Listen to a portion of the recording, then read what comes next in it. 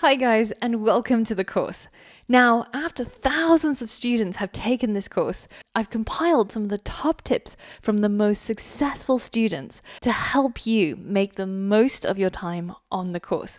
So I know what I do with instruction manuals when I receive them, but this is not it, because I want to share with you some of the most useful tips that will help you learn to code and get the most out of the course. So first tip is, as you go from lesson to lesson in the course, you'll find that each of the lessons should take about 10 minutes long. And this is something that we intentionally designed for the course. Now, a lot of students, when they're watching video tutorials online, very often what people do is they'll watch the video and type along to the code. And this is what we tend to call code along. So the tutorial types a bit, you type a bit, you try to keep up with the pace of the tutorial, or you pause the video every so often to catch up. But essentially, you're coding along with the instructor.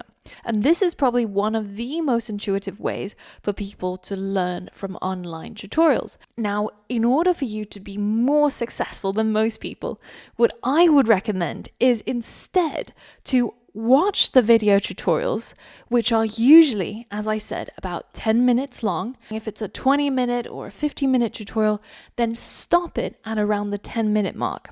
And while you're watching it, instead of spending time trying to frantically type out the code, I want you instead to just try and understand what's going on, why the code is being written, and understand the purpose of the code rather than trying to type along at the same pace. Now, once you've understood what those 10 minutes are about, what the tutorial is trying to teach you, then to go to your computer and type out the code and try to replicate what happened in the 10 minutes. Now, the reason why this helps people learn so much better is because instead of just copying code by rote, which doesn't teach you anything, instead it forces you to really understand what's going on and absorb the content, and then test yourself afterwards to see if you really understood. So this is my number one top tip.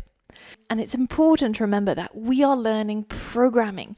We're not learning how to type fast. It doesn't help you become a better programmer by just copying out code as fast as you can.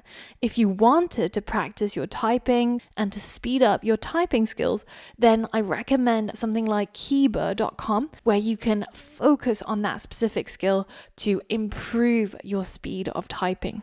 But what we're going to focus on in the course is learning programming. So we're going to keep our eye on the prize.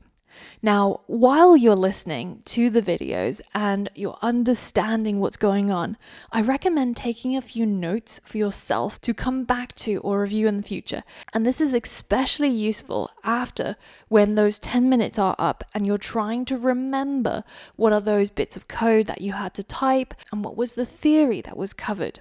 So one of my favorite note-taking systems is something called Cornell Notes. And it's very, very simple. It just splits a single note page into 4 sections. The top, you have the topic, what the notes are about. And then you have the section of notes where you would write down the majority of your notes. Now, after you write a few lines, it's recommended that you go and review those notes and pick out the most important keywords or questions that you're asking yourself that you want to research on later, or any sort of hints or reminders to yourself. And finally, once you've completed the lesson, then you go to the summary section and you summarize what the entire lesson was about in a few bullet points. So I've created a downloadable PDF of this note-taking system. So if you're keen to try it out, go ahead and download it from the course resources section, and you can print it out into a notebook or just on a few loose sheets if you want to try it out.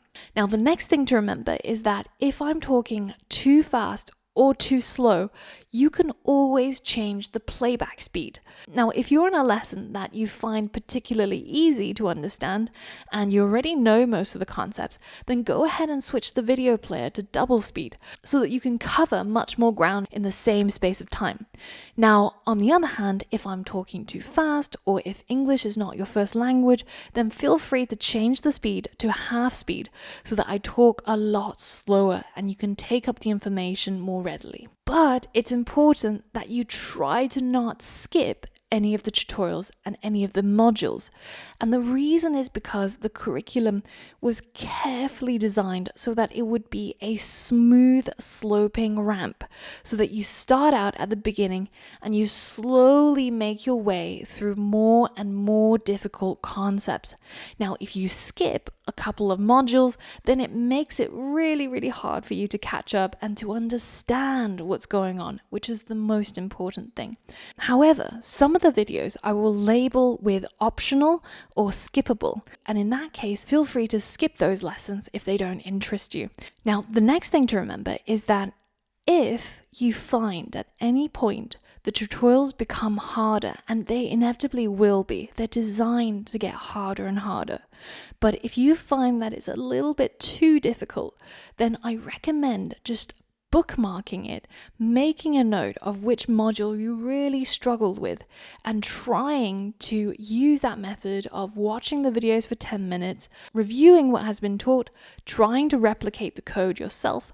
But if you're still stuck and you really don't understand what's going on, then that might be something that you have to come back to. So I find that usually with programming concepts, it helps to try it out, read around the topic, and then come back to it after a week or so. And very often, what was very, very difficult first time you come across it, after you've done it a few times, after you've researched around the topic, and then you come back to it, it becomes a lot easier. So remember to mark things for review that you don't understand. Now, recently, I went to learn windsurfing in Mykonos.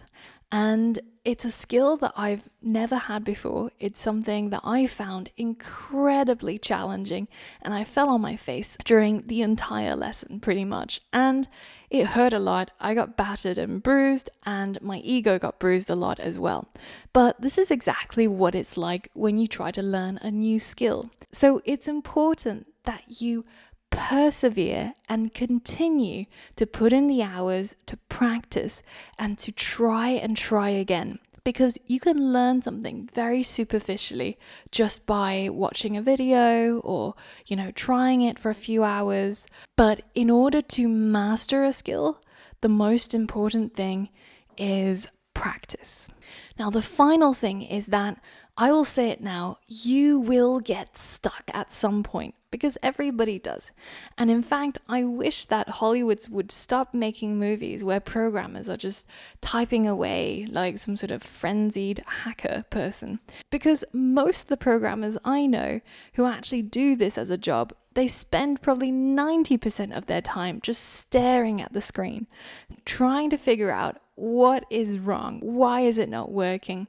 So getting stuck is very much a universal part of programming, something that you have to come to even love and enjoy. So when you do find yourself stuck, I want you to imagine that you're already a fully fledged developer working a job where somebody's paying you to do this for them, because you're the professional. So I want you to use the tools that professional programmers use when they get stuck, and that is Google and Stack Overflow. You try to figure it out, try to see what did other people do, because 99% of the time you won't be the first person who's come across that problem. It's very likely that somebody's experienced it before and other people have helped them to solve that problem or help them understand what it is that they're stuck on. And the thing to remember is that struggling is good. In that moment when you finally spot that typo or finally figure out why it is that your code isn't working and you fix it, that is one of the best feelings in the world. So struggle is good. And it really is through the struggles that you actually improve and level up your skills. So I'm so excited to be on this journey with you, and I look forward to all of your success in the future.